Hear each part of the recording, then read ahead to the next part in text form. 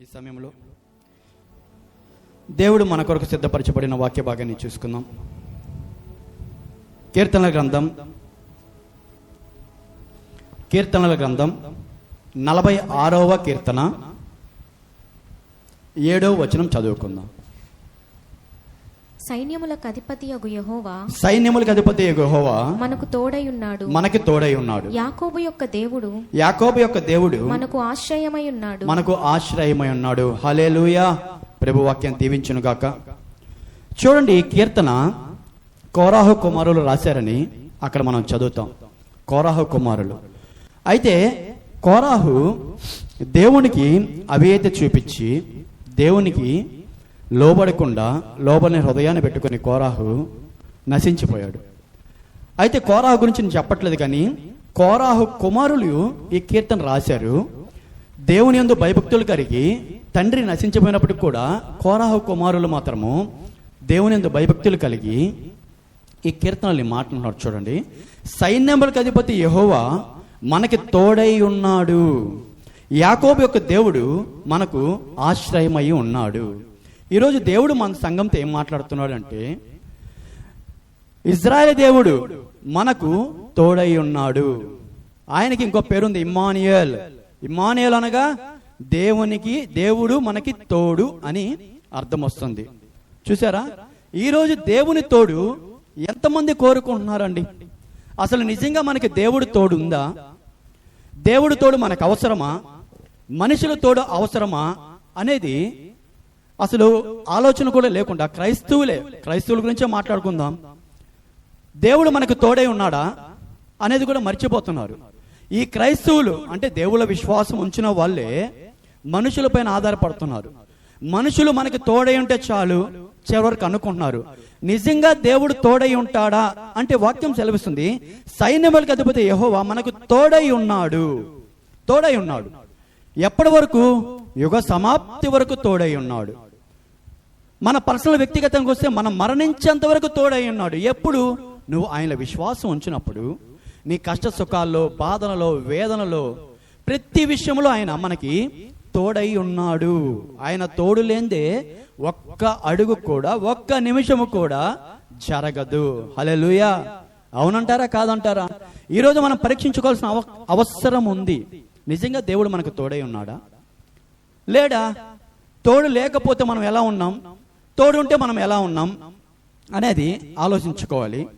అయితే ఈరోజు దేవుళ్ళు విశ్వాసం ఉంచిన నీవు, దేవుడు తోడు పొందుకున్న నీవు, ఇంకా అనేకమైన మేళ్ళు, ఆయన తోడు ఉంటే అనేకమైన మేళ్ళు, అనేకమైన లాభాలు మనం ఎలా పొందుకుంటాం ఈరోజు చూడబోతున్నాం. దేవుడు తోడుందని మనకు అర్థం చేయండి. ఎలా అర్థమైందంటే, ఈనాటికి మనం సజీవ లెక్కలో ఉన్నాం. హల్లెలూయా. మనం సజీవ లెక్కలో ఉన్నామంటే ఆయన మనకు తోడై ఉన్నాడు. మట్టిలో మన్నుగా కలిసిపోలేదు. ఏమండి, మనము నరక పాశానికి వెళ్ళిపోలేదు. ఇంకా మనం సజీవ లెక్కలో ఉండి పరలోక రాజ్యం నిమిత్తం నిరీక్షణ కలిగి ఉన్నామంటే దేవుని కృప, దేవుని వాత్సల్యత, దేవుడు మనకు తోడై ఉన్నాడు. మనకి, మన కుటుంబానికి, మన సంఘానికి ఆయన కాపుదల ఉంది. హల్లెలూయా. కాబట్టి ఈరోజు తోడై ఉన్నాడు. అయితే ఈ తోడై ఉండడం వలన మనం ఎలాంటి లాభాలు పొందుకుంటున్నాం, ఎలాంటి మేలు పొందుకుంటున్నాం అనేది ఆలోచించాలి. మనిషి నైజం అది. ఎందుకంటున్నానంటే, దేవుడు తోడై ఉంటాడు బ్రదర్, మనకి ఏం లాభం వస్తుంది? అనేకమైన లాభాలు ఉన్నాయి. బైబిల్ గ్రంథం మొత్తం చూస్తే అనేకమైన భక్తులు అనేకమైన మేలను పొందుకున్నారు. ఆయన తోడు ఉండి అనేకమైన లాభాలను చూశారు. వారి వ్యక్తిగత జీవితంలో ఎంతో ఆశీర్వదింపబడ్డారు, వర్ధిల్ల కాబడ్డారు. దేవుడి హస్తము కానీ, దేవుడి సన్నిధి కానీ, దేవుని ప్రసన్నత కానీ, ఆయన కనుదృష్టి కానీ మనకి తోడు ఉంటే అనేకమైన లాభాలు ఉన్నాయండి. అవి ఈరోజు మనం సంఘంగా మాట్లాడుకుంటున్నాం. దేవుని మనం ప్రార్థన చేయడానికి మనం అందరం సిద్ధపడ్డప్పుడు నిజంగా మనకి దేవుడు తోడై ఉందా, ఉన్నాడా, ఆయన సన్నిధి మనకు తోడుగా ఉందా అని మనం ఒక్కసారి పరీక్షించుకొని ప్రార్థన చేయాలి. అలా ప్రార్థన చేసే ముందు కొనసాగినప్పుడు ఇంకా అనేకమైన మేలను, అనేకమైన లాభాలను మనం పొందుకుంటాం. హల్లెలూయా. చూడండి, వాటిలో మొదటిగా ఒక్కొక్కటి చూసుకుంటూ వద్దాము. మొదటిగా ఆదికాండ గ్రంథంకి రండి. ఆదికాండ గ్రంథము 26వ అధ్యాయము 3వ వచనం చదువుకుందాం. ఈ దేశమందు పరవాసివై ఉండుము నేను నీకు తోడై ఉండి నిన్ను ఆశీర్వదించెదను. మొదటగా మనము దేవుడు తోడుగా ఉంటే ఎలాంటి మేలును పొందుకుంటామో వాక్యం సెలవిస్తుంది. ఈ దేశమందు పరవాస్యమై ఉండుము, నేను నీకు తోడై ఉండి నిన్ను ఆశీర్వదించెదను. ఈ వాగ్దానం అబ్రహాము కుమారుడైన ఇస్సాకుకు దేవుడు ఇచ్చిన వాగ్దానము. ఇక్కడ వ్యక్తిగత వాగ్దానం అయినప్పటికీ ఆ ప్రతి వాగ్దానము ఆయన విశ్వాసించిన ప్రతి క్రైస్తవుడికి, ప్రతి దేవుని బిడ్డకి ఇది వాగ్దానమేనండి. అది ఇస్సాకుకి ఇచ్చింది కదా, అబ్రహాముకి ఇచ్చింది కదా, లేకుంటే దావీదుకి ఇచ్చింది కదా, కాదు. ఎవరికైనా సరే ఆ వాగ్దానము వాగ్దానమే. హల్లెలూయా. ఏమంటున్నాడు? నేను నీకు తోడై ఉండి నిన్ను ఆశీర్వదిస్తాను. హల్లెలూయా. ఇదే మాట తండ్రి అయిన అబ్రహాముకు, ఇస్సాకు వాళ్ళ తండ్రికి అబ్రహాముకి ఇదే మాట దేవుడు ఇచ్చి నెరవేర్చి ఆశీర్వదించాడు. అదే మాట ఇస్సాకుకి వాగ్దానం చేస్తున్నాడు. ఇస్సాకు, నేను నీకు తోడై ఉండి నిన్ను ఆశీర్వదిస్తాను. అయితే ఏంది బ్రదర్, ఇక్కడ మనకు పొందుకునే లాభం ఏంది అంటే, దేవుడు మనకు తోడుంటే సకల ఆశీర్వాదము. హల్లెలూయా. సకల ఆశీర్వాదం కర్త ఆయన. వెండి నాది, బంగారం నాది అని చెప్తున్నాడు ఆయన. ఏమంటున్నాడు? వెండి నాది, బంగారం నాది, సకల ఆశీర్వాదం కర్త నేను. అసలు ఆశీర్వాదం లోకంలో ఉంది అంటే దానికి కర్త నేను. నా యొద్ద నుంచే మీకు ఆశీర్వాదం రావాలా, అది మీకు తోడైంటూనే వస్తుంది. మనం ఏం చేస్తామండి, లోకంలో ఎంతో మందిని ఆశ్రయిస్తాం. ఎంతో మంది మనకు తోడై ఉంటే మనకు ఆశీర్వాదం వస్తుంది, డబ్బు వస్తుంది, సంపన్నం వస్తుంది, అధికారం వస్తుంది అని అనుకుంటాము తప్ప దేవుడు తోడై ఉంటే ఆశీర్వాదం వస్తుందన్న ఆలోచన ఈరోజు చాలా మంది మర్చిపోతున్నారు. దేవుడు మనకన్నా తోడై ఉంటే ఆశీర్వాదం వస్తుందండి. ఏ ఆశీర్వాదమైనా ఒక నిజ క్రైస్తవుడు మొదటికి ఏం కోరుకుంటాడు? ఆత్మీయ ఆశీర్వాదం కోరుకుంటాడు. అవునా? ఆత్మీయ ఆశీర్వాదం తర్వాత భౌతిక ఆశీర్వాదం అనేది కూడా దేవుడు ఆటోమేటిక్ ఇస్తాడు. ఎందుకంటే అదే చెప్తున్నాను కదా, సకల ఆశీర్వాదము ఆయన వద్దనే ఉన్నాయి. ఆయన లేకుండా లోకంలో ఏదీ కలగలేదని వాక్యం సెలవిస్తుందండి. ఏదైనాను ఆయన ద్వారానే కలిగింది. కాబట్టి మనకు సకల ఆశీర్వాదం కావాలి అని అంటే ఆయన మనకు మొదటగా తోడై ఉండాలి. గమనించావా? ఈ రోజు నీకు తోడై ఉన్నాడా దేవుడు? తోడై ఉంటే నువ్వు ఖచ్చితంగా ఆశీర్వదింపబడతావు. భౌతికంగా ఆశీర్వదింపబడతావు, ఆత్మీయంగా ఆశీర్వదింపబడతావు. నీ మరణాంతరం నీ ఆత్మ కూడా ఆశీర్వాదకరంగా పరలోక రాజ్యాన్ని చేరుకుంటుంది. హల్లెలూయా. అదే ఆశీర్వాదం మనకి. బట్ మనకి దేవుడు తోడై ఉన్నాడా లేడా? ఈ రాత్రి నువ్వు ప్రార్థన చేస్తున్నావు కదా, నిజంగా దేవుడు తోడై ఉంటే నువ్వు ఖచ్చితంగా ఆశీర్వాదం పొందుకుంటావు. ప్రభువా, ఇంతవరకు నువ్వు తోడు లేవేమో, మనుషులపైన ఆధారపడి ఆశీర్వాదం కోసం పాకులాడానేమో లోకంలో. అయితే నువ్వు నాకు తోడుగా ఉండి నన్ను నడిపించి నాకు ఆశీర్వాదం దయచేయి అని ఈరోజు మనం ప్రార్థనలు అడగాలి. అడిగినప్పుడు అది గొప్ప లాభంగా ఎంచబడుతుంది, గొప్ప మేలుగా ఎంచబడుతుంది. దేవుడు కూడా దాన్ని దయచేస్తాడు. ఇస్సాకు అలాంటి వాగ్దానం ఇవ్వబడి ఆశీర్వాదం పొందుకున్నాడు, విస్తరింపబడ్డాడు, వర్ధిల్ల చేయబడ్డాడు. ఆ దేశాన్ని అతనికి ఇవ్వబడింది. ఇస్సాకును చూడండి, ఏకైక కుమారుడు అబ్రహాముకి ఎటువంటి వాగ్దానం అయితే ఇచ్చాడో దాన్ని నెరవేర్చిన దేవుడు మరలా ఇస్సాకుకి అదే వాగ్దానం ఇచ్చాడు.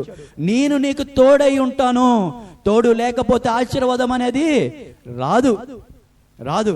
ఎంత కష్టపడినా కూడా దేవుని హస్తము మనకి తోడుగా లేకపోతే, ఆయన సన్నిధి మనకి తోడుగా లేకపోతే ఆశీర్వాదం రాదు. మనం తిరిగే 4 మెతుకులైనా ఆయన ఇవ్వాల్సిందే. మనకు ఒక 4 కోట్లున్నా కూడా ఆయన ఇవ్వాల్సిందే. హల్లెలూయా. చూసారా? మొదటగా చూడండి, దేవుడు మనకి తోడు అంటే మొదటగా పొందుకున్న లాభము ఆశీర్వాదము. అది ఏ రకమైన ఆశీర్వాదమైనా సరే, నువ్వు ఈ దినం ఏ విధంగా కోరుకుంటున్నావు, ఆత్మీయతలో డెవలప్ కావాలని కోరుకుంటున్నావా, ఆశీర్వాదం ఇస్తాడు. ప్రభువా, నాకు ఆరోగ్యము లేదు, ఆ రకమైన స్వస్థతనిచ్చి ఆశీర్వాదం కోరుకుంటున్నావా, దేవుడు తోడు అడుగు, ఆటోమేటిక్గా అన్నీ వచ్చేస్తాయి. హల్లెలూయా. చూడండి, అదేవిధంగా రెండోదిగా చూద్దాం. ఇదే ఆదికాండ గ్రంథము 28వ అధ్యాయం. ఆదికాండ గ్రంథం 28వ అధ్యాయం 15వ వచనం చదువుకుందాం. ఇదిగో ఇదిగో నేను నీకు తోడయుండి నేను నీకు తోడయుండి నీవు వెళ్ళు ప్రతి స్థలమందు నిన్ను కాపాడుచు ఈ దేశమునకు నిన్ను మరలా రప్పించెదను నేను నీతో చెప్పినది నెరవేర్చు వరకు నిన్ను విడువనని చెప్పగా హల్లెలూయా. ఇది కూడా ఒక గొప్ప వాగ్దానం అండి. ఈ వాగ్దానం ఎవరికి ఇవ్వబడింది అంటే, మొదటగా అబ్రహాముకి ఇచ్చిన వాగ్దానం బట్టి ఇస్సాకుకు వాగ్దానం ఇచ్చాడు. ఇస్సాకు కుమారుడైన యాకోబుకి ఈ వాగ్దానం ఇస్తున్నాడు. చదువుకున్న వాక్యం చూడండి. ఇదిగో నేను నీకు తోడై ఉండి నీవు వెళ్ళు ప్రతి స్థలమందు నిన్ను కాపాడును, ఈ దేశమునకు నిన్ను మరలా రప్పించదును, నేను నీతో చెప్పినది నెరవేర్చే వరకు నిన్ను విడువనని చెప్పగా. హల్లెలూయా. ఇక్కడ ఏం చదువుకున్నావు? నీకు నేను తోడై ఉండి నీవు వెళ్ళు ప్రతి స్థలమునందు నిన్ను కాపాడుతాను. యాకోబు తన మామ ఇంటికి, లాబాను ఇంటికి బయలుదేరాడండి. తన తండ్రి మాట మేరకు వెళ్ళి తన లాబాను యొక్క కుమార్తెను పెళ్లి చేసుకోమని చెప్తే బయలుదేరి వెళ్తూ ఉన్నాడు. ఈ కథ అంతా మనకు తెలిసిన విషయమే. ఈ స్టోరీ అంతా మనకి ఆల్రెడీ మనం చదువుకున్నాం కాబట్టి యాకోబు వెళ్తూ ఉన్నాడు. అయితే మార్గ మధ్యంలో ఒక స్థలంలో పడుకున్నాడు, ఆయన కలగన్నాడు. అదంతా మనకు తెలిసిన విషయమే. ఇక్కడ మనం చూసిన టాపిక్ ఏంటి అంటే, ఆయన వెళ్ళు మార్గం అంతా దేవుడు ఆయనకి తోడై ఉన్నాడు. నీవు మరలా తిరిగి ఈ దేశముకు వచ్చు వరకు నేను తోడై ఉంటాను. గొప్ప వాగ్దానం కదా, గొప్ప వాగ్దానం కదా. ప్రభువే చెప్తున్నాడు, నేను నీకు తోడై ఉంటాను.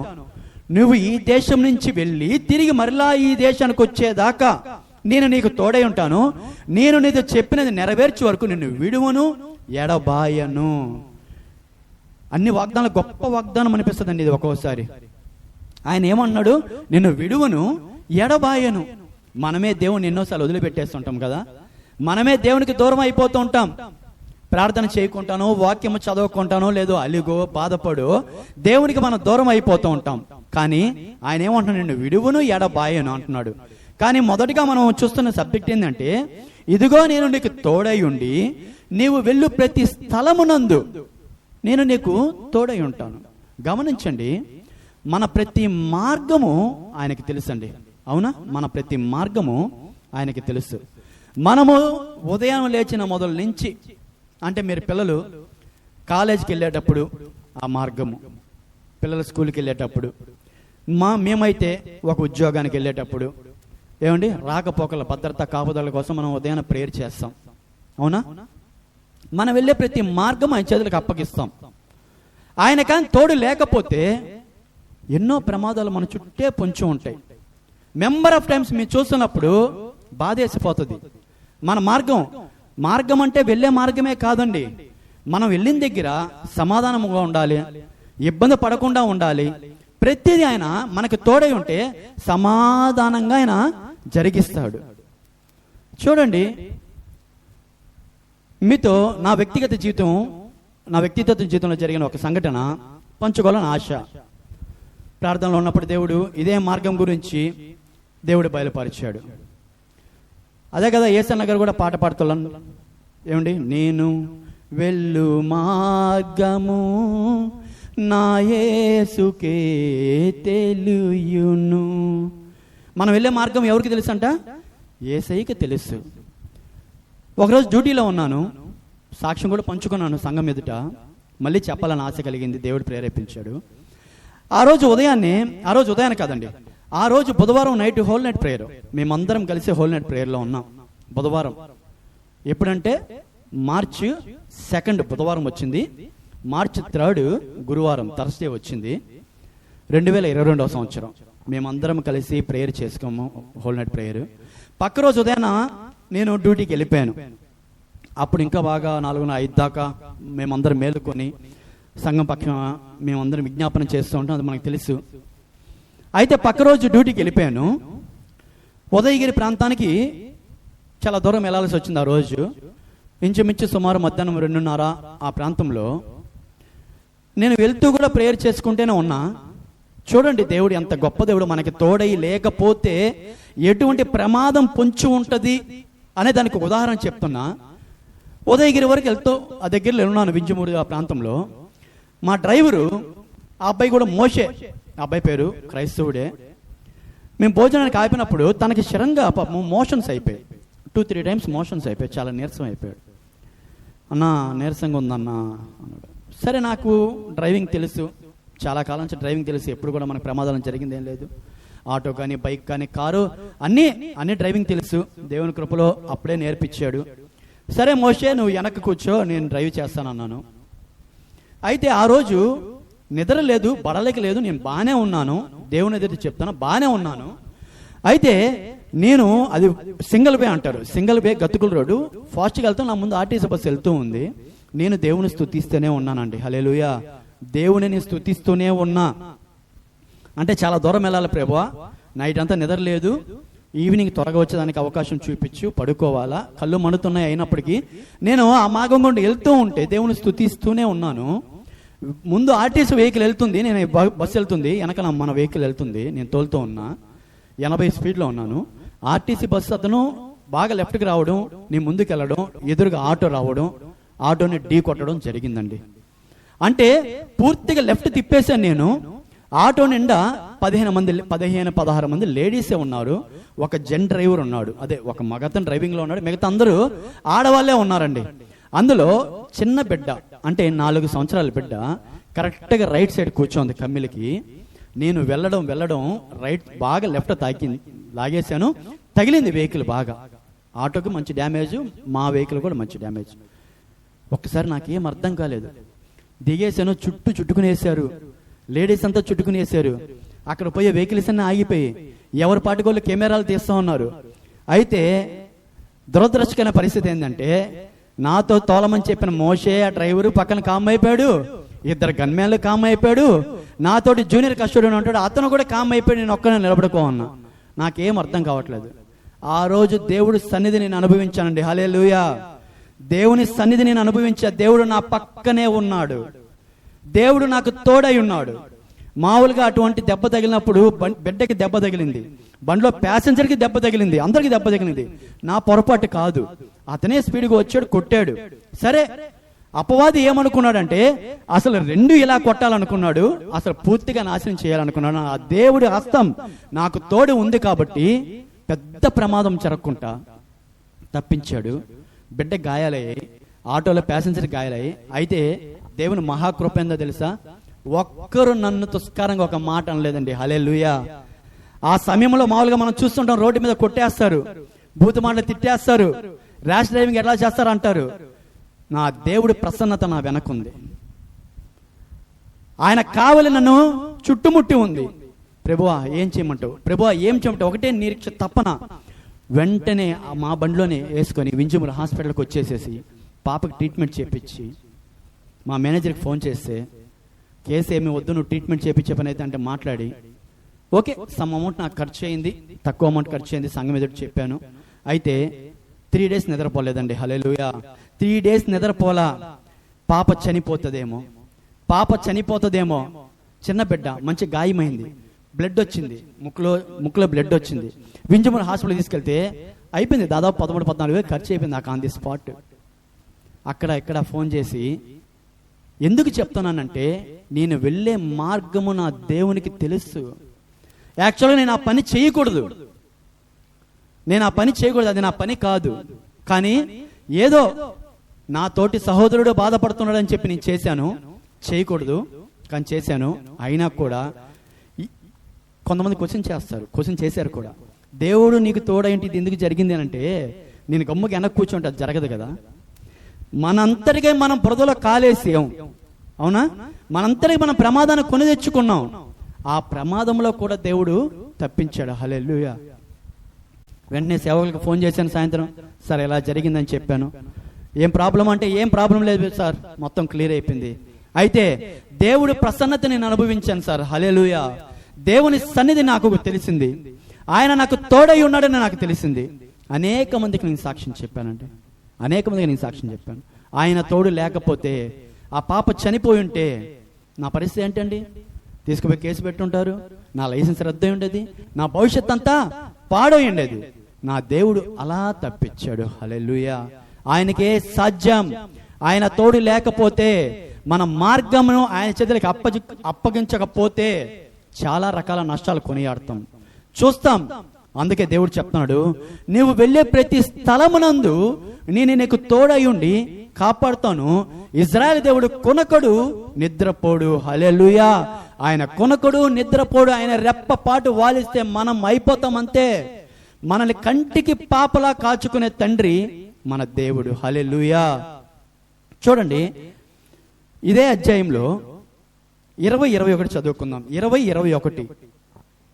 అప్పుడు యాకోబు నేను తిరిగి నా తండ్రి ఇంటికి క్షేమముగా వచ్చినట్లు దేవుడు నాకు తోడై ఉండి నేను వెళ్ళుచున్న ఈ మార్గములో నన్ను కాపాడి తినుటకు ఆహారమును ధరించుకొనుటకు వస్త్రములను నాకు దయచేసిన ఎడల యెహోవా నాకు దేవుడై ఉండును.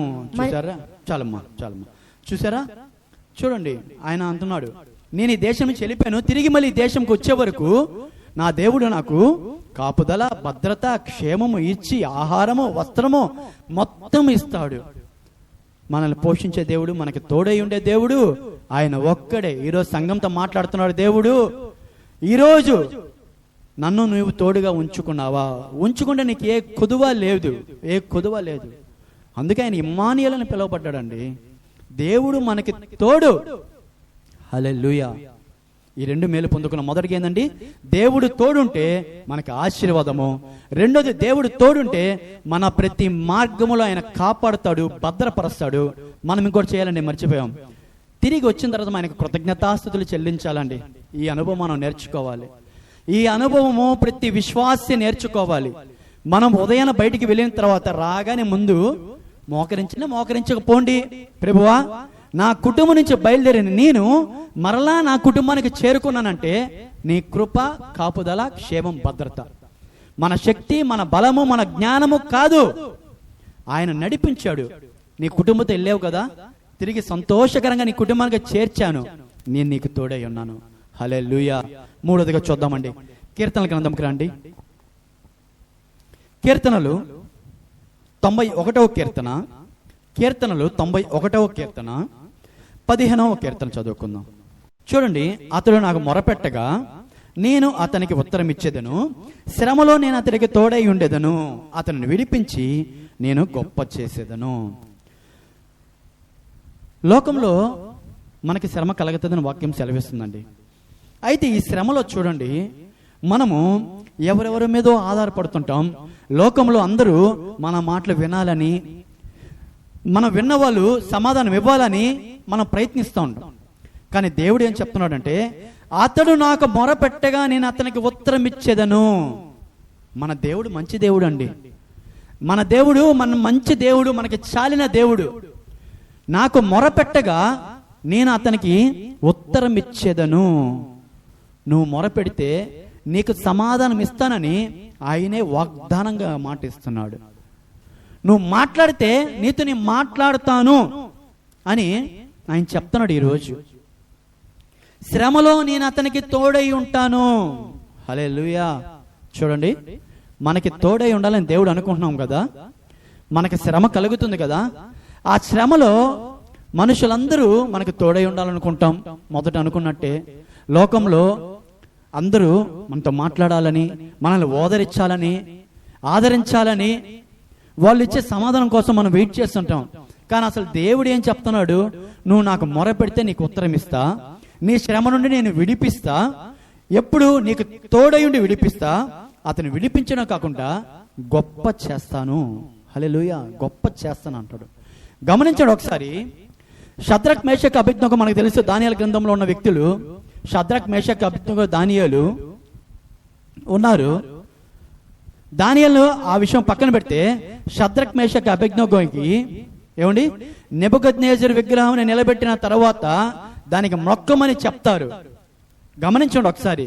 దాన్ని మొక్కమని చెప్తే, రాజా నీ ప్రతిమకి మేము మొక్కం, ఒకవేళ నువ్వు చంపేస్తే నా దేవునికి స్తోత్రం, ఒకవేళ అగ్నిగుండం వేసి నా దేవుడు కాపాడితే నా దేవునికి స్తోత్రం, చచ్చినా నా దేవునికి స్తోత్రం, బతికినా నా దేవునికి స్తోత్రం అని చెప్పి శ్రమ కలిగింది. అగ్నిగుండంలో వేసేస్తా అని చెప్పారు.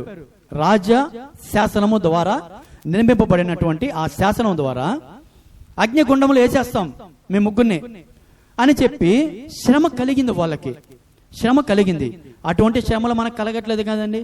ఈరోజు కలుగుతున్నాయి, అది వేరే విషయం, పక్క స్టేట్లో జరుగుతుంది.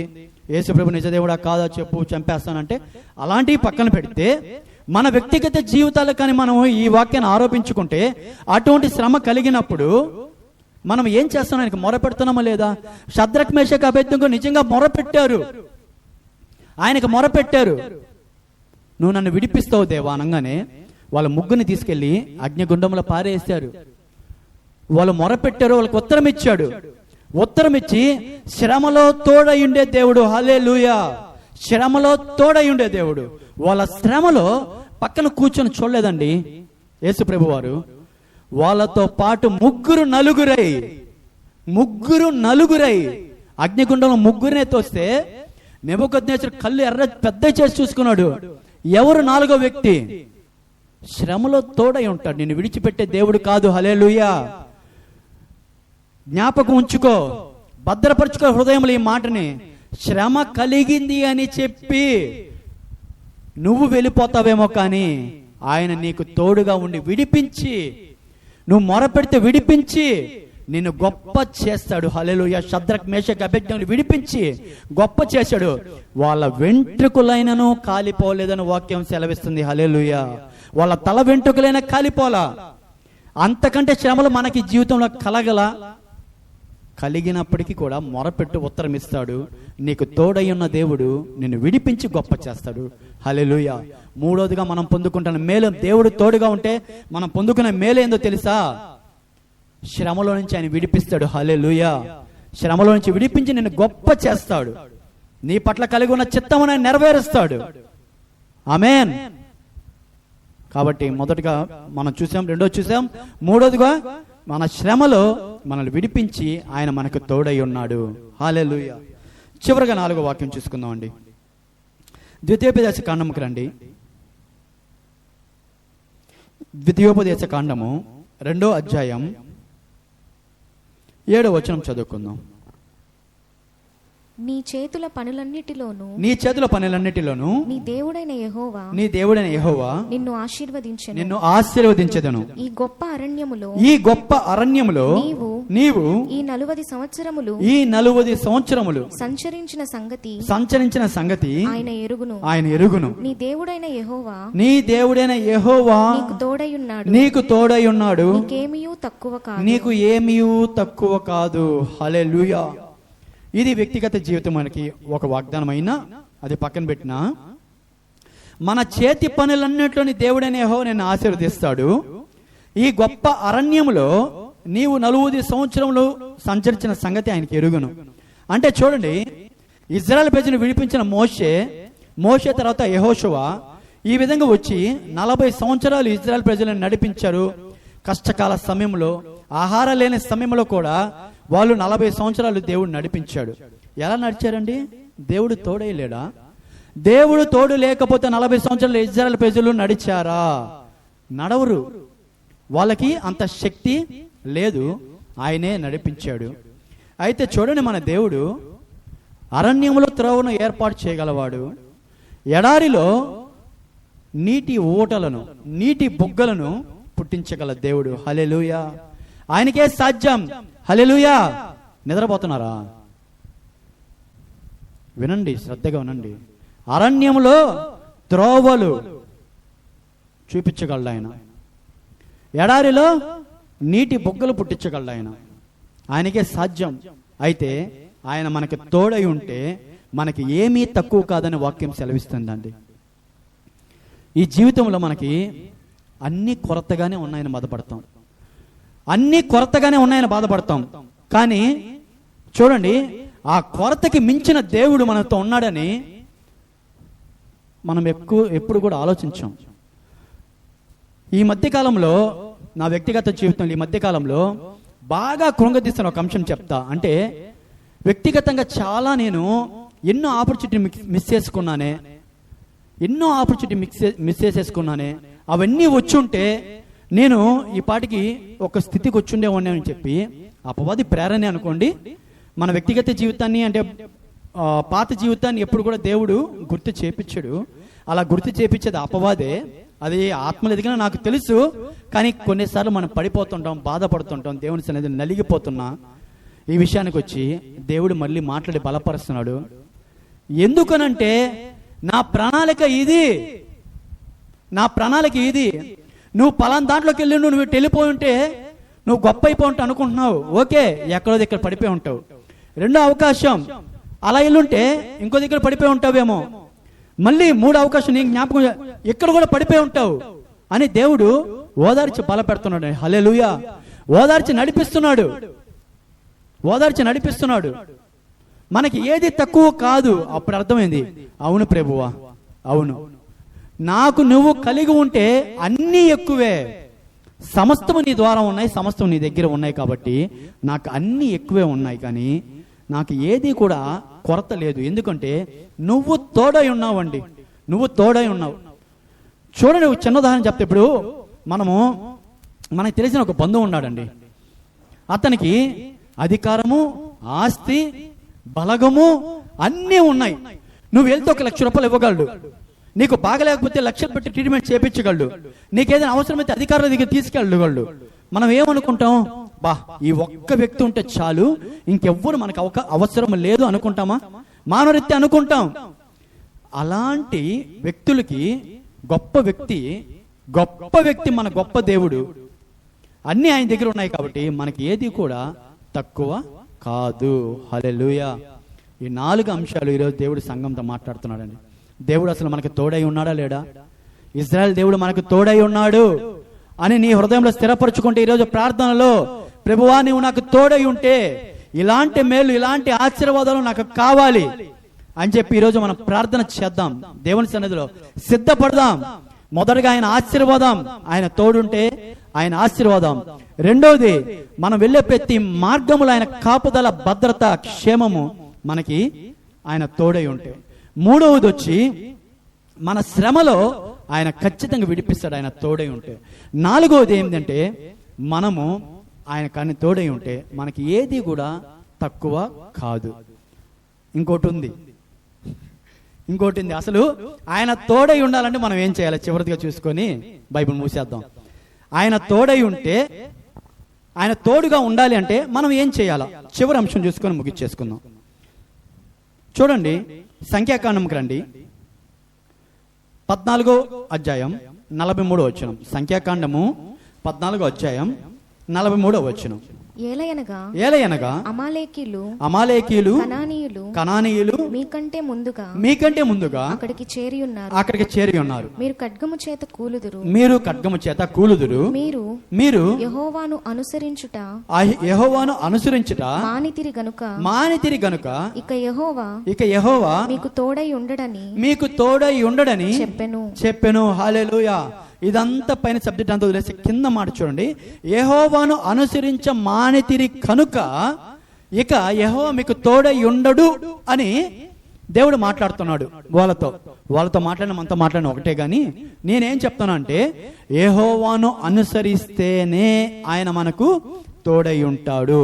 అనుసరించడం అంటే ఆయన వాక్యాన్ని చదవాలి, ఆత్మలో ఎదగాలి, అభిషేకంగా ఉండాలి, ప్రార్థన చేయాలి, వాక్యము సత్య సువార్తను బోధించాలి. ఏమండి, క్రీస్తు యేసుని కలిగిన మనసును మనము కలిగి ఉండాలి, క్రీస్తు స్వరూపంలోకి మార్చబడాలి. ఇవన్నీ ఆయన అనుసరించడమే. ఆయన అనుసరిస్తూ పోతూ ఉంటే ఆయన మనకు తోడై ఉంటాడు. హల్లెలూయా. ఆయన ముందున్నాడని మనము ఆయన అనుసరిస్తాం. ఆయన ముందు ఉండగలడు, వెనక ఉండగలడు, ఇరుపక్కల ఉండగలడు. ఆయన నిన్న నేడు నిరంతరం ఏకరీతిగా ఉన్నవాడు. ఏమండి, కాలంలోనూ కాలానికి అతీతంగా ఉన్నవాడు మన దేవుడు. హల్లెలూయా. కాబట్టి ఆయనను మనం అనుసరించే వారేముగా ఉంటే, ఆయన మనకు తోడై ఉంటే, ఈ తోడు ఉండడం వల్ల అన్ని లాభాలు మనం సమకూర్చుకుంటాం. దేవుడు ఈ వాగ్దానములన్నిటిని మన వినికిడిలో దీవించి ఆశీర్వదించి ఈ రాత్రికాల సమయంలో సంఘానికంతా దేవుడు తోడై ఉండును గాక. ఆమేన్.